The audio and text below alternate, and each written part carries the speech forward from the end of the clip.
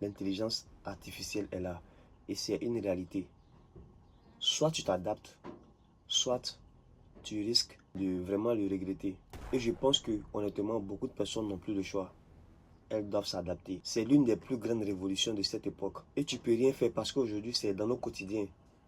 On l'utilise partout. Donc arrête de résister. Peu importe ton métier, peu importe ce que tu fais.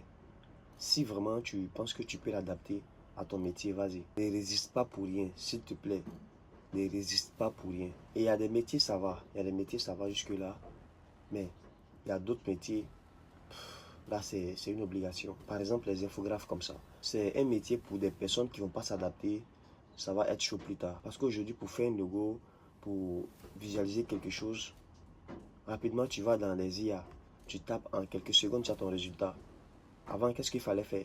Tu vas envoyer ton travail à un infographe qui va te donner un rendez-vous de 2 ou 3 jours. Tu vas attendre. Et souvent même, c'est pas ce que tu veux. Aujourd'hui, l'IA le fait en quelques secondes. Entre nous, est-ce que l'infographe n'est pas en danger? Il est en danger, mais ce n'est pas un problème s'il décide de s'adapter. En plus de l'infographie, tu peux ajouter la communication. Tu peux apprendre les gens à communiquer sur l'entreprise. Tu peux aussi apprendre le personal branding, c'est-à-dire tu es infographe, tu maîtrises la communication, tu maîtrises le personal branding, tu vois, ça peut te faire une sortie. Ici, le problème n'est pas l'IA. Le problème, c'est de savoir s'adapter. Et il y a quelque chose qu'il faut comprendre. Les métiers qu'on fait beaucoup avec le téléphone, les ordinateurs, ce sont des métiers que l'IA va beaucoup toucher. Je parle de encore les infographes, les monteurs vidéo. Parce qu'aujourd'hui, ça arrive déjà, on voit des applications qui montent des vidéos. Tu vois. Et imagine dans quelques années. Et même pour les développeurs, aujourd'hui on voit avec le vibe coding, beaucoup de choses ont changé.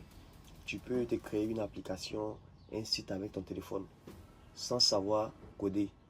Tu vois, beaucoup de choses ont changé. Et toi, les développeurs, tu ne peux pas changer ça.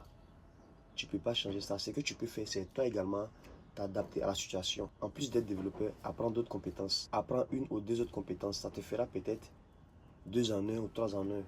Voilà. Ça va augmenter ta valeur perçue. Il faut aussi comprendre quelque chose. En quelque sorte, l'IA est là pour faciliter les choses. Remarquez, les choses qui étaient un peu difficiles, l'IA vient faciliter. La plupart des choses. On prend un exemple d'un ouvrier qui travaille dans une entreprise où on fabrique les voitures. Lui, son rôle, c'est de monter les pneus. Bon, imagine s'il doit monter les pneus. Combien de pneus il va monter par jour? De façon manuelle. Combien de pneus? Et on te dit que bon, avec ça, on va commencer à travailler avec l'IA. L'IA, c'est une machine qu'on peut mettre. Les machines peuvent monter. Imagine le nombre de voitures qu'on peut monter en quelques jours avec l'IA. Le nombre de pneus, le nombre d'assemblages. C'est vrai, ça va faire mal.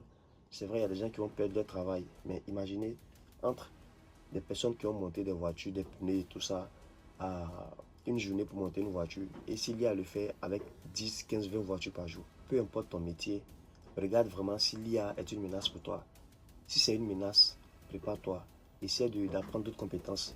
Si ce n'est pas le cas, Dieu merci. Et même encore, je prends le cas des auteurs. Aujourd'hui, là, tu as besoin d'un sujet, tu veux apprendre quelque chose, tu vas sur l'IA, tu tapes, tu auras beaucoup d'informations, tu vas apprendre beaucoup de choses. Les écrivains, les gens qui vont écrire des livres basés sur les vécus, les expériences personnelles, ils vont se démarquer parce que c'est une histoire personnelle, parce que c'est une connaissance personnelle. L'IA n'a pas de vécu, l'IA n'a pas d'expérience personnelle. Beaucoup de métiers sont menacés.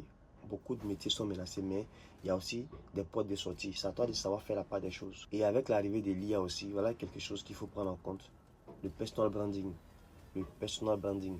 C'est-à-dire, pour ceux qui sont sur Internet, les gens qui créent du contenu, je ne sais pas, c'est le meilleur moment aussi de faire savoir ses valeurs, ses prises de position, de se positionner en fait. Parce qu'aujourd'hui, l'une des meilleures façons de prendre de l'avantage sur l'IA, c'est l'authenticité, c'est ta singularité.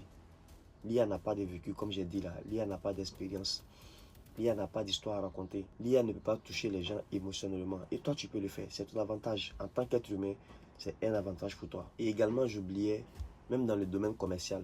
Aujourd'hui, avec ton téléphone, tu vas sur une application, tu veux apprendre la vente, tu vas sur Internet, tu tapes, tu auras beaucoup d'informations, tu peux te former toi-même à la vente. Oui, aujourd'hui là, c'est avec le copywriting, la vente, c'est des choses que tu peux apprendre sur Internet avec ces applications-là. Mais est-ce que les gens qui ont appris la vente, le copywriting, les gens qui sont allés à l'école pour ça sont en danger. Oui, ils sont en danger, mais il y a quelque chose qui va créer la différence. La chaleur humaine, les ventes physiques, ça va changer beaucoup de choses. L'IA ne peut pas aller chercher des marchés, et toi tu peux le faire. Ton avantage, ça sera sur le terrain. Donc voilà, en tant que commercial, l'IA ne peut pas te battre sur le terrain. Ça, c'est un avantage pour toi. Donc s'il vous plaît, arrêtez de résister, adaptez-vous. Adaptez-vous, réinventez-vous, réinventez vos projets, adaptez-vous à la situation, adaptez-vous au changement. Et retenez surtout que l'une des meilleures façons de résister à l'évolution, c'est l'adaptation constante. C'est l'adaptation constante. C'est l'adaptation.